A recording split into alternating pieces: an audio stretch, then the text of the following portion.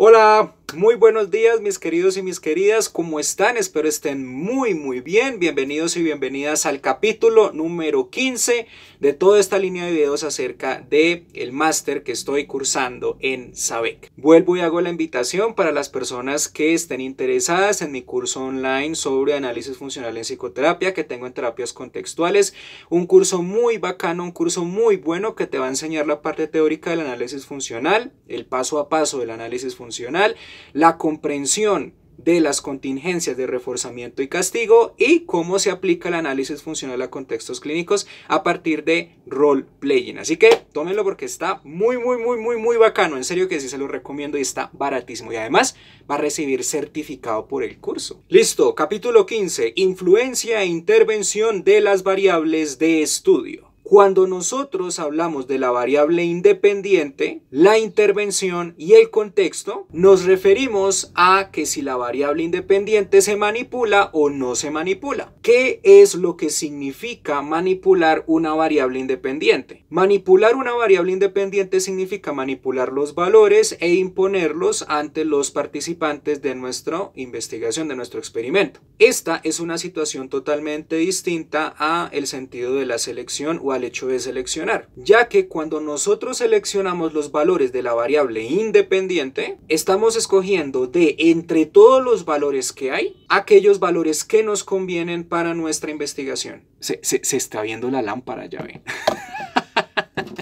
Yo decía, ¿qué cosa era la que había que se estaba asomando ahí? Por Dios santo, era una lámpara, la lámpara que me regaló mi hermosísima novia. No es lo mismo medir cómo el café afecta la tasa cardíaca de cierto número de personas que dividir esa cantidad de personas en el sentido de que el 50% de las mismas van a recibir café y el otro 50% no van a recibir café o van a recibir otra sustancia. Por ejemplo, aquí estamos manipulando la variable independiente distribuyéndola en determinados grupos. Cuando se manipula la variable independiente, podemos afirmar que estamos hablando de una intervención de la variable independiente. Pero cuando hay selección de variables independientes, esto quiere decir que no hay una intervención en la variable independiente. El analista de la conducta también interviene o no interviene en el contexto, o se sabe cuándo interviene en el contexto y cuándo no interviene en el contexto. ¿Cuándo es que se interviene en el contexto? Uno, en el momento en que hay un cambio en el contexto. Si nosotros provocamos un cambio en el medio ambiente, un cambio en el contexto para ver cómo responde el sujeto y claramente ver que responde de una forma distinta,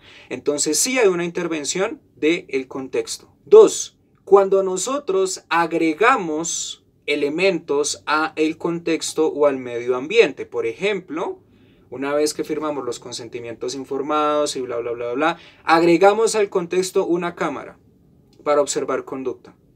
Claramente, pues las personas al ver este objeto, al ver esta cámara, podrían modificar su comportamiento. También podemos modificar contexto cuando quitamos elementos de ese contexto para ver si el comportamiento cambia.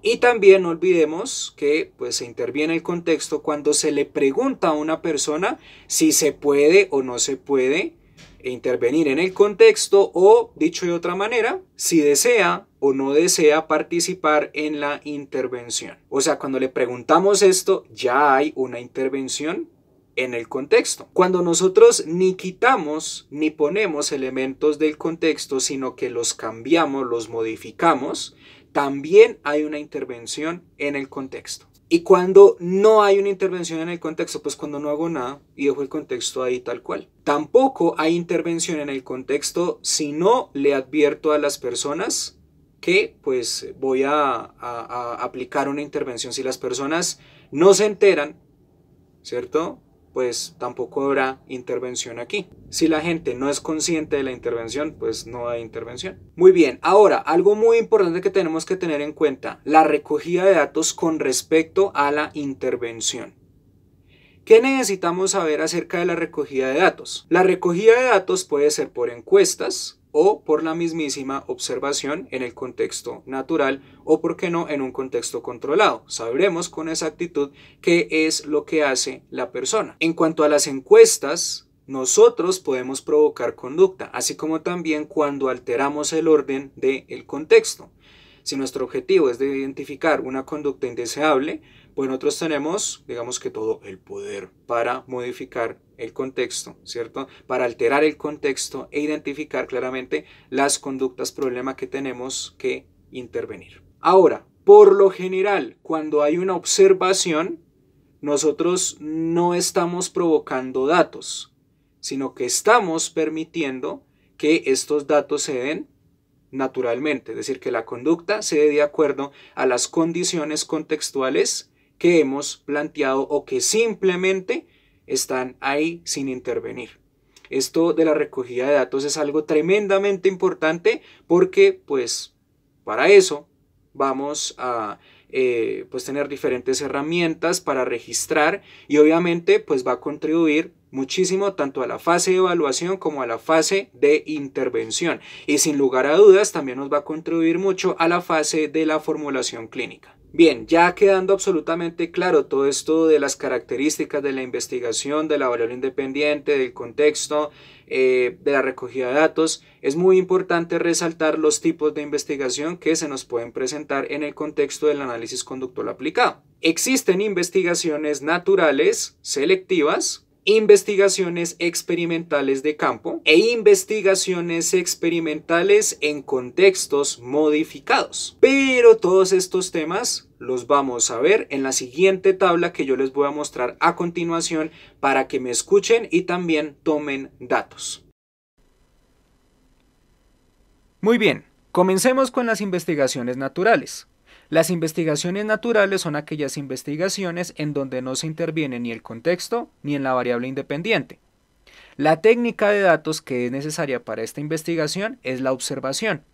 El método de esta investigación es natural, observacional o externo. Investigación selectiva. Aquellas investigaciones en donde no se interviene la variable independiente pero sí se interviene el contexto. La técnica de recogida de datos es la observación o la encuesta y el método es un método observacional de laboratorio o interno o método selectivo de encuesta. Investigación experimental de campo. Aquella investigación en donde sí se intervendrá a la variable independiente pero no se interviene el contexto.